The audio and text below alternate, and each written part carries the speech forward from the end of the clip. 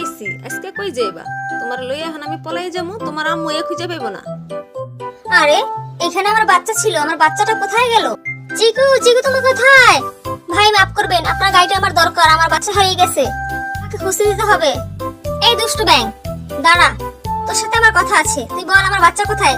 তোকে দেখেছি আমার বাচ্চার সাথে কথা বলতে, তুই আমার বাচ্চা কি করছিস? স্যার, কপিটা কেমন হয়েছে বলবেন কিন্তু।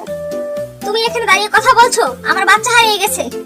আমার বাচ্চা যদি কিছু হয় আমি তোমাকে ছাড়বো না কিন্তু, বলে দিলাম।